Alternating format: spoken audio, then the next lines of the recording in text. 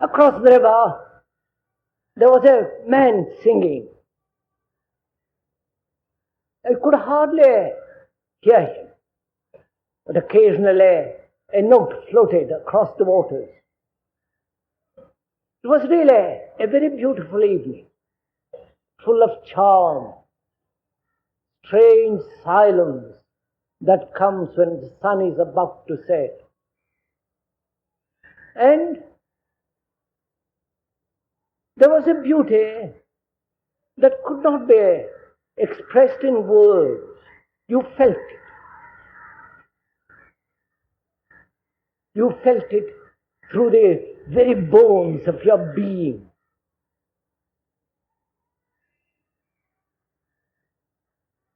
You saw that river every day, and you saw that sun every day and the moon.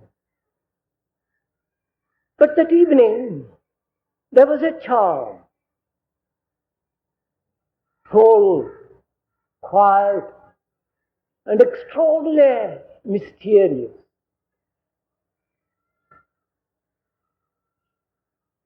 And the beauty that was there, so palpable, so extraordinarily real, as the tree across the river, as the boatman, as the fish that jumped out of the water.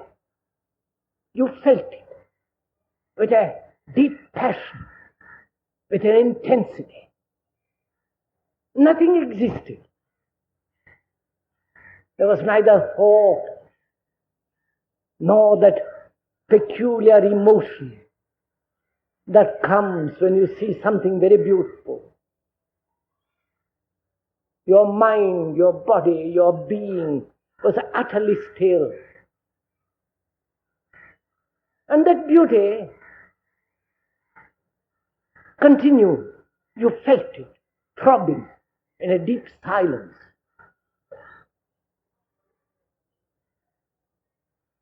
It was a beauty that had no emotional quality in it. There was no sentiment. It was naked, strong, vital, passionate. There was no sense of any sentimentality.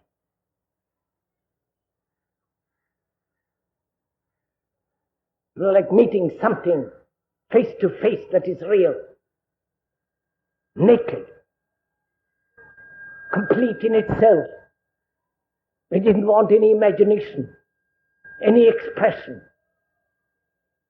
any translation. It was there, with a fullness, with a richness, with extraordinary sense of magnitude and depth.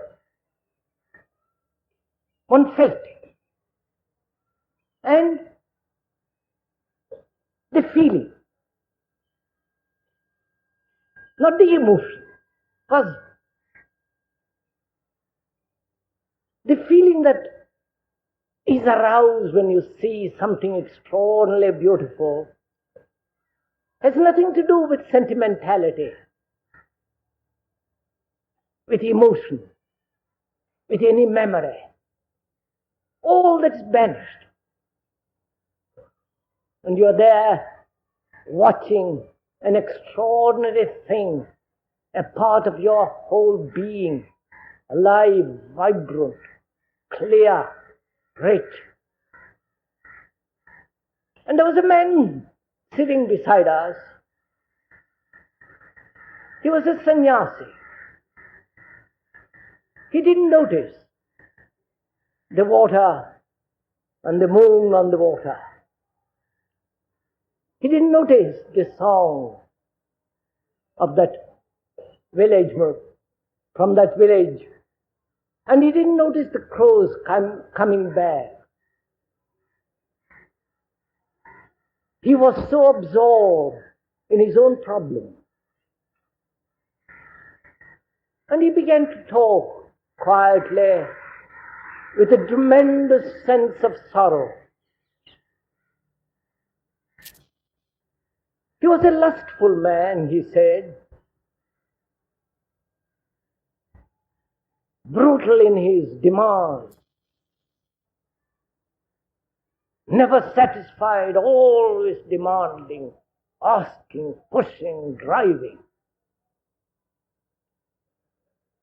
His lust had no quietness. And he was striving. And he has striven for many years to conquer. And at last, he did a most brutal thing to himself.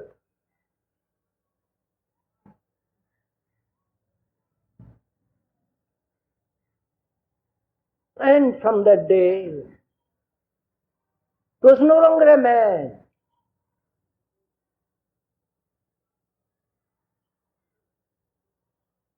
And as you listened, you felt an extraordinary sorrow, a tremendous shock that a man in search of God could mutilate himself forever.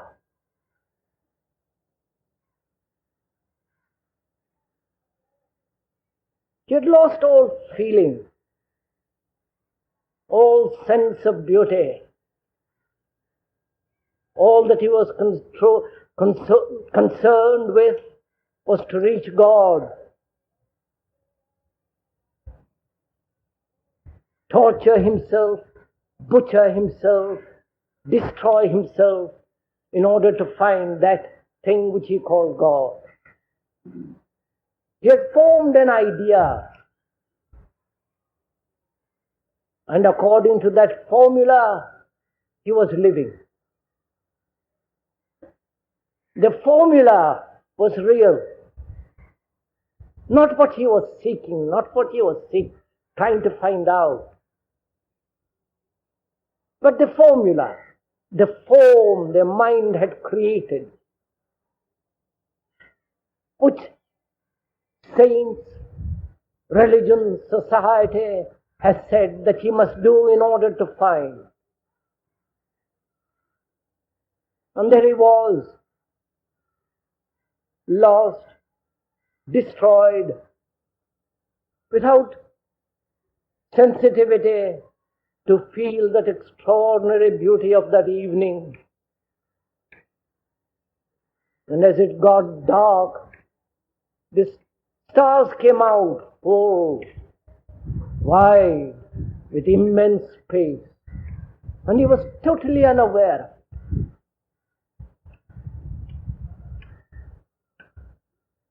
And most of us live that way. Though we have not brutalized ourselves, we have brutalized ourselves in different ways, so completely. We have formed ideas. We live with formulas. All our actions, all our feelings, all our activities are shaped, controlled, subjugated, dominated by the formula which the society, the saints, the religions, the experiences that one has had, these formulas shape our life, our activity, our being. We're always approximating ourselves to these formulas, to these ideas, adjusting, conforming.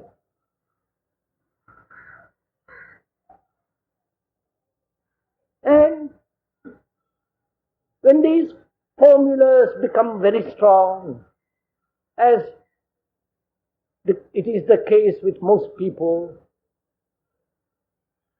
the formula, that is, what I should do and what I must not do, what is right, what is wrong.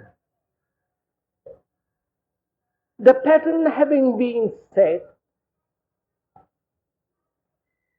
we torture ourselves to that formula. in order to find God, in order to be happy, in order to achieve a certain state of tranquility.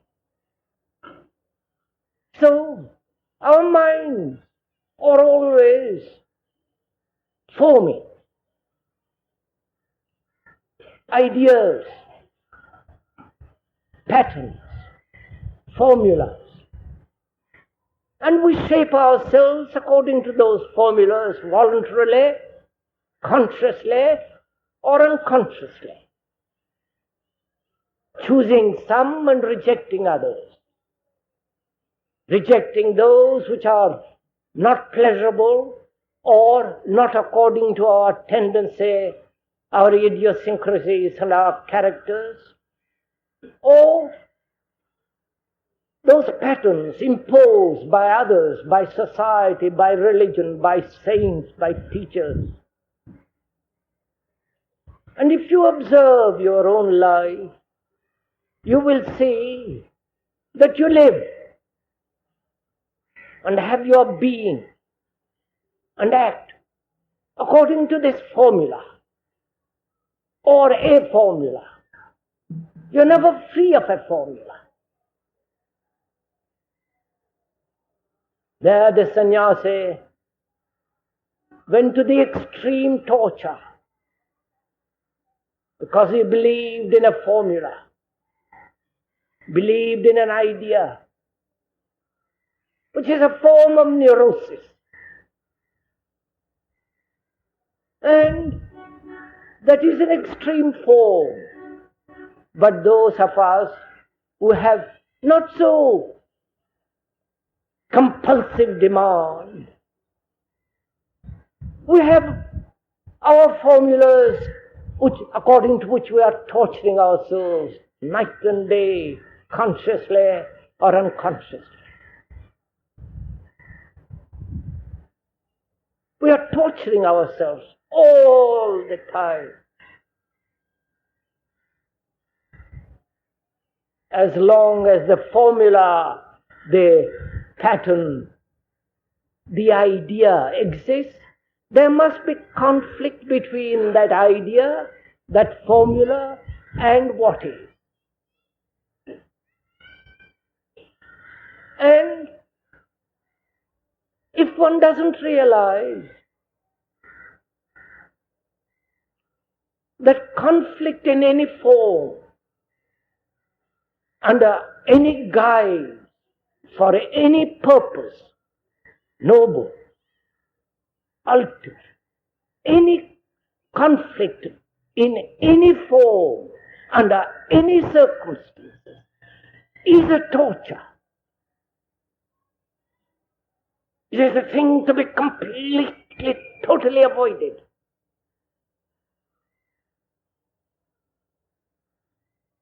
Not that one must yield to what one wants. That is rather juvenile and not worthwhile even to go into. We torture ourselves with what we should do, with what might be, what has been, and never facing what is.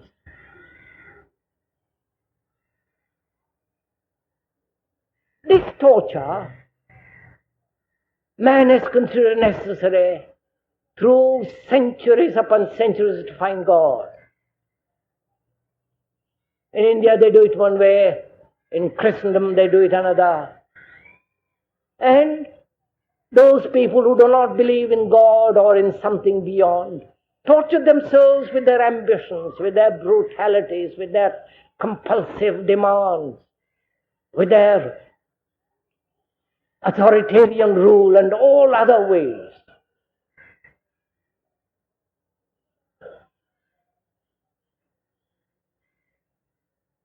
Now,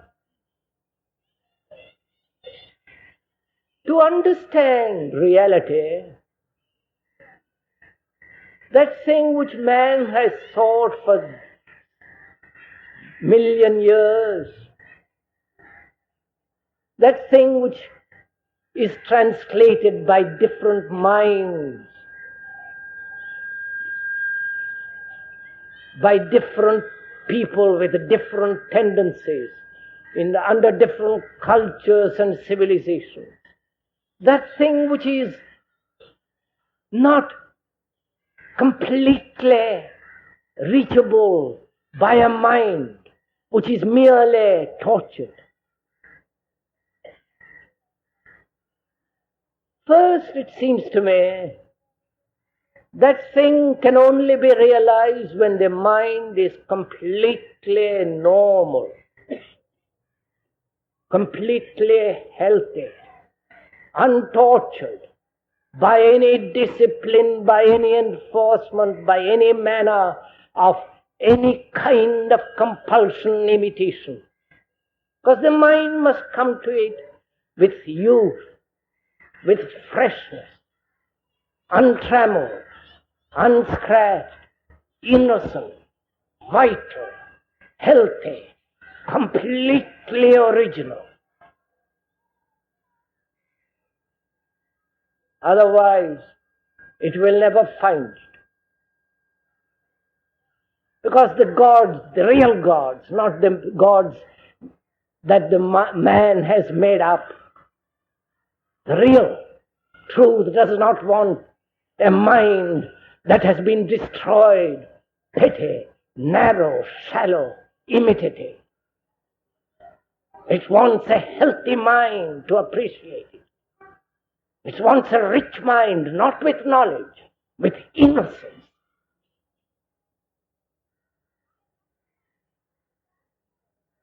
A mind upon which there has never been a scratch of experience. A mind that is free from time.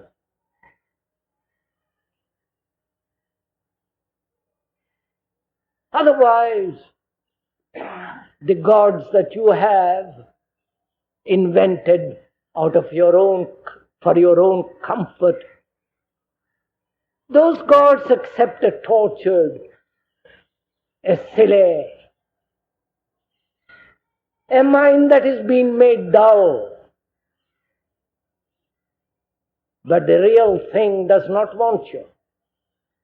It wants a total, complete human being whose heart is full, rich, clear, capable of intense feeling, seeing the beauty of a tree,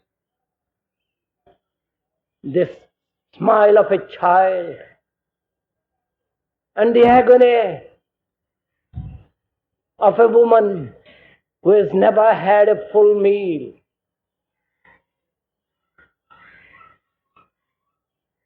Unless you know this extraordinary feeling,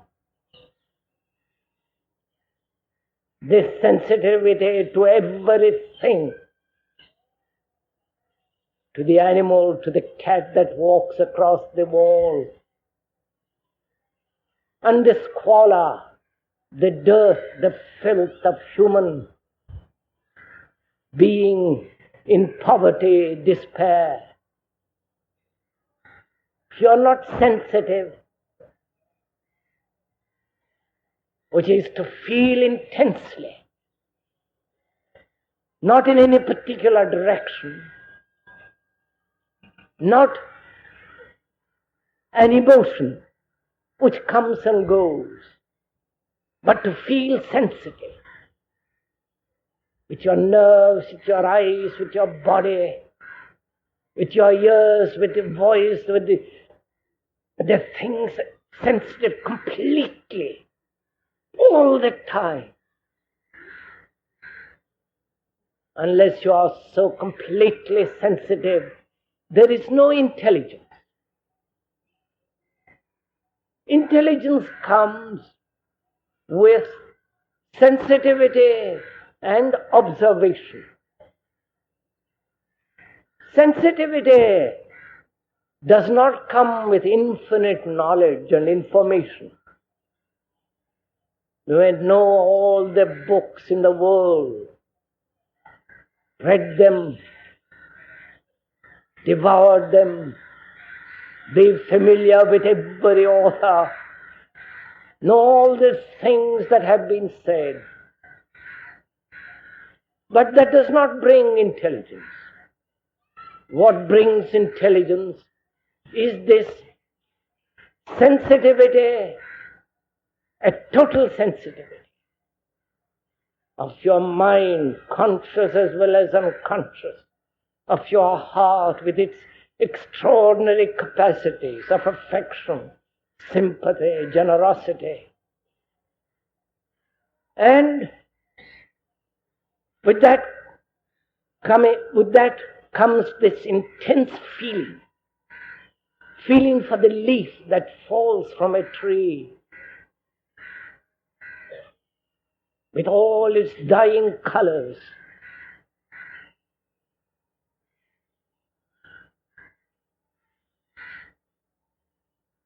And the squalor of a filthy street. To be sensitive to both. You cannot be sensitive to the one and not be sensitive to the other.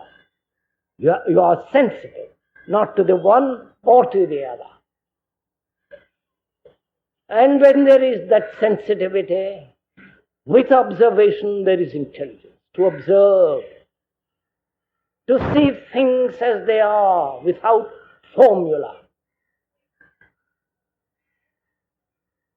without opinion, to see the cloud as the cloud, to see your own deep thoughts, secret demands as they actually are, without interpretation, without wanting them or not wanting them, just to observe, just to listen to the secret wishes, and to observe as you sit in a bus the passenger, the other passenger, the way he behaves, the way he talks, just to observe. Then out of that observation there comes clarity. Such observation expels every form of confusion.